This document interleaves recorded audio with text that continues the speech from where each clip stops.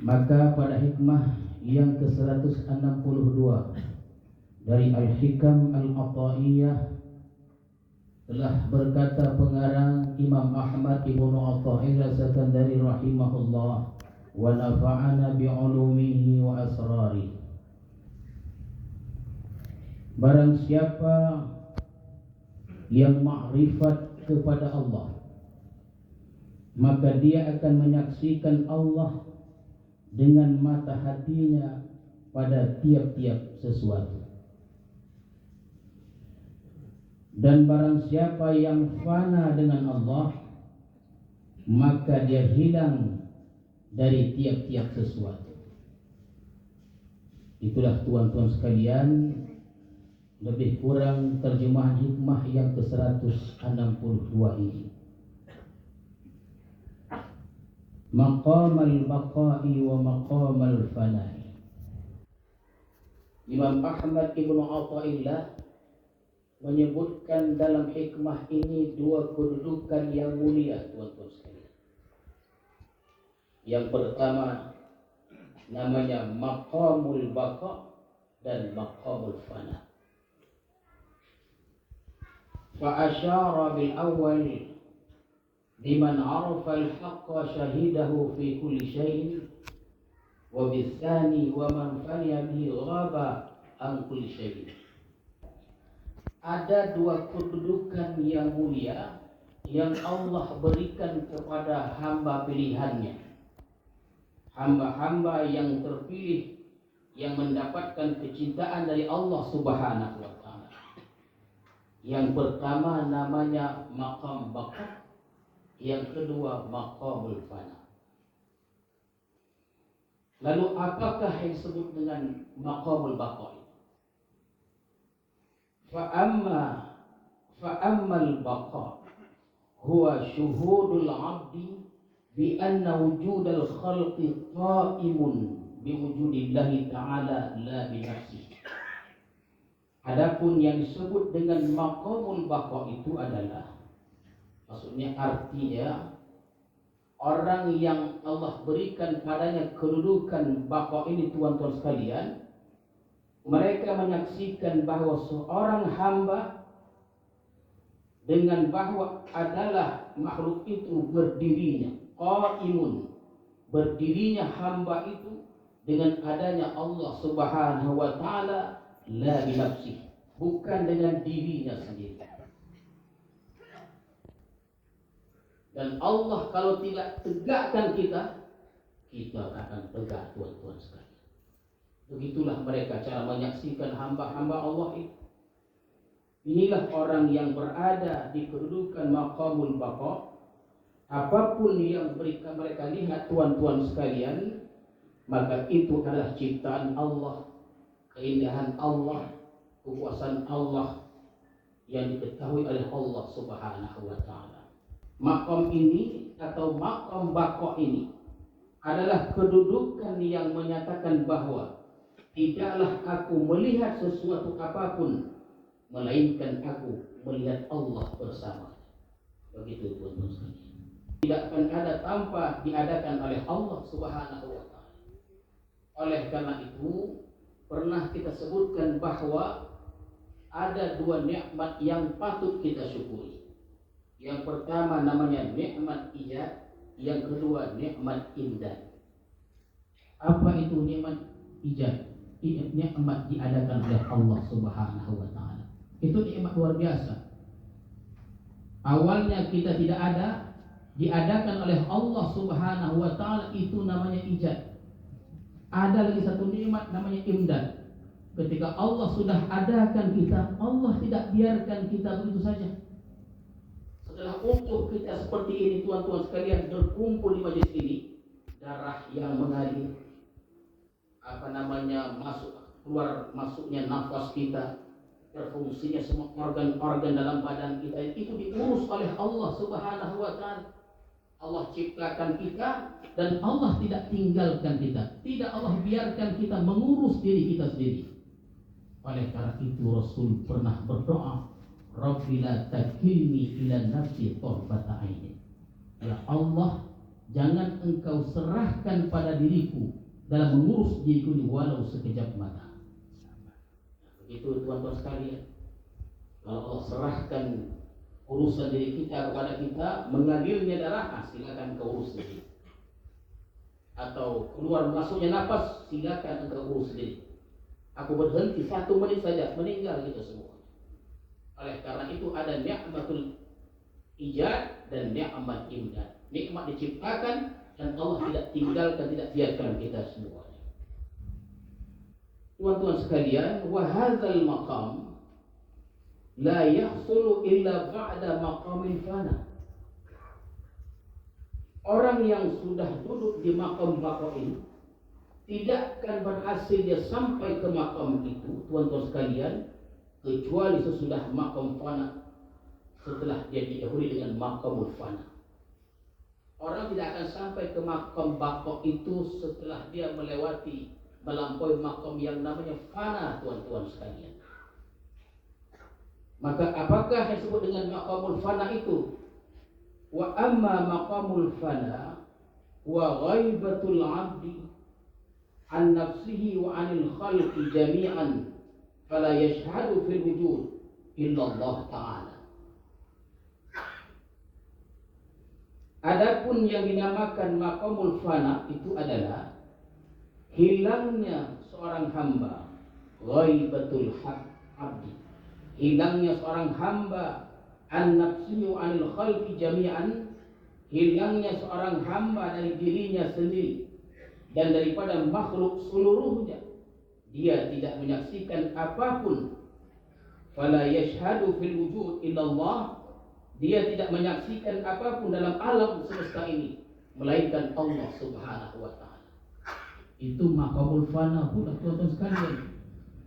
Maqamul fana ini orang tidak melihat sedikit pun makhluk ini. Dia hanya melihat Allah Subhanahu wa taala. Kalau dia melihat kambing contohnya, tuan-tuan sekalian, dia tidak melihat itu kambing, tapi yang dilihatnya adalah Allah Subhanahu wa taala. Kalau dia melihat laut, yang dilihat itu bukan lautnya, tapi qudrah dan iradah Allah Subhanahu wa taala. Laut, bumi dan sebagainya.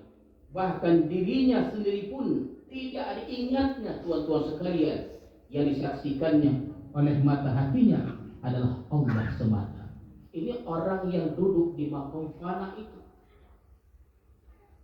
Baik tuan-tuan sekalian, untuk memudahkan pemahaman tentang maqamul baqa dan fana ini, saya berikan satu permisalan. Contohnya sebuah gunung, tuan-tuan sekalian. Ini gunung, tuan-tuan sekalian, ini misalnya gunung. Di sebelah kiri ini contohnya, ini maqam orang awam. Ya, ini maqam orang awam. Bagaimana maqam orang awam ini? La yaral haq. Orang awam ini dia tidak melihat Allah. Yang dilihatnya makhluk semata, tuan-tuan sekalian. Itulah orang yang berada di maqam awam ini. La yaral haq. Tidak melihat Allah itu. Yang dilihatnya adalah makhluk semata. Makhluk Allah. Kalau dilihatnya kambing, jadi tengoknya bentuknya, harganya dan sebagainya. Mungkin pagi tengoknya kanan kambingnya, malam basah, besok sudah hilang. Itu makomnya orang awam. Yang dilihatnya la yaral haq, dia tidak melihat hak Allah, tapi yang dilihatnya adalah makhluk Allah semata. Tuan-tuan sekalian, di makom inilah orang banyak bersifat atau mempunyai sifat-sifat tercela itu. Di makam inilah, tuan-tuan sekalian, ada dendam. Kenapa orang itu dendam? Karena dia melihat makhluk yang menyakitinya. Jadi kalau ada orang dendam kepada orang lain, kenapa dia berbuat demikian? Karena dia melihat makhluk bukan yang lainnya, tuan-tuan sekalian. Yang menyakiti dia lihat makhluk Allah Subhanahu wa taala. Di makam inilah orang bersifat iri dan dengki. Karena dia tidak memandang pencipta, yang dipandangnya adalah ciptaan Allah Subhanahu wa taala. Ini umumnya kita yang duduk di makam ini, tuan-tuan sekalian. Kita tidak mengingat Allah, yang kita ingat adalah asbabnya. Asbabnya itu yang kita ingat, kita lupa musabibnya, pencipta sebab-sebab itu, tuan-tuan sekalian.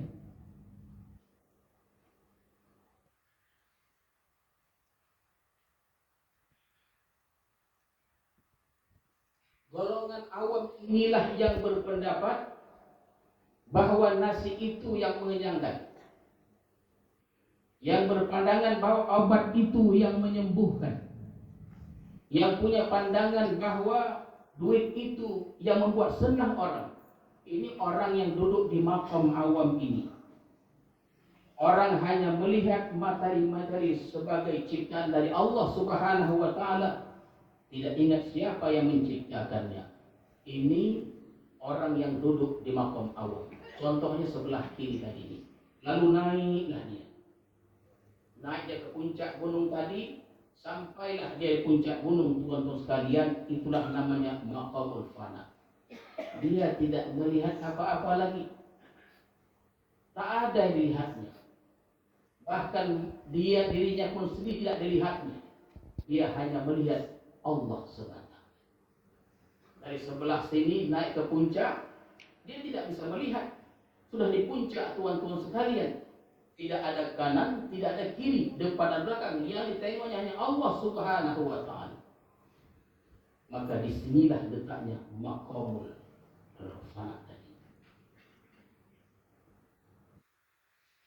Makan pun tak diingat. Orang yang kalau sudah sampai ke maqamul fana, makan minum pun tidak diingatnya, tuan-tuan sekalian. Kemudian orang tadi turun ke sebelah kanannya. Ini maqam awam, naik ke atas sampai maqamul fana, turun dia lagi. Inilah namanya maqamul baqa.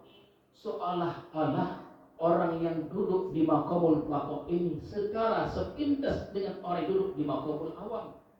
Sama dia, tapi ada perbedaannya, tuan-tuan sekalian. Orang yang duduk di maqam baqa ini saya sebutkan tadi sama tingkah lakunya dengan orang awam, macam tak ada perbedaannya. Tapi orang yang duduk di maqam baqa ini tidak lepas mengingat Allah sebagai pencipta segala makhluk itu. Itu perbedaannya. Orang yang duduk di maqam baqa ini melihat Allah Subhanahu wa Ta'ala, melihat pencipta dan melihat yang diciptakannya. Sementara orang awam yang diingatnya adalah makhluk, lupa kepada Khaliknya. Ringkasnya begini, tuan-tuan sekalian. Maqam awam hanya ingat kepada makhluk, maqam fana hanya ingat kepada Allah. Yang sempurna itu maqamul baqa. Dia melihat yang cipta dan melihat yang menciptakannya, tuan-tuan sekalian. Itu beda. Orang awam hanya melihat makhluk. Orang yang duduk di maqam fana hanya melihat Allah semata. Sedangkan orang yang duduk di maqam baqa, dia melihat makhluk, juga melihat penciptanya Allah Subhanahu wa Ta'ala. La yasilul abdu ila hadzainil maqamain syarifaini illa ba'da takhliyati nafsihi min as-sifatil mazmumat wa tahliyatiha bis-sifatil mahmudat. Dan seorang hamba dia tidak akan bisa sampai kedua makam yang mulia ini, baik makam fana ataupun baqa, atau sebaliknya baqa atau fana, kecuali sesudah membersihkan dirinya dari sifat tercela dan menghiasi dirinya dengan sifat-sifat mulia atau terpuji, tuan-tuan sekalian. Jadi naik gunung tadi ada proses. Kalau sudah naik dia mudah, dia turun, tuan-tuan sekalian. Orang kalau sudah sampai ke maqamul fana di puncak, turunnya dia agak mudah. Tapi untuk naik ke puncak itu ada prosesnya, tuan-tuan sekalian. Salah satu prosesnya adalah membersihkan diri dari sifat-sifat tercela, menghiasi dengan sifat-sifat terpuji. Bila ini bisa, maka kita akan sampai ke tahap itu, tuan-tuan sekalian.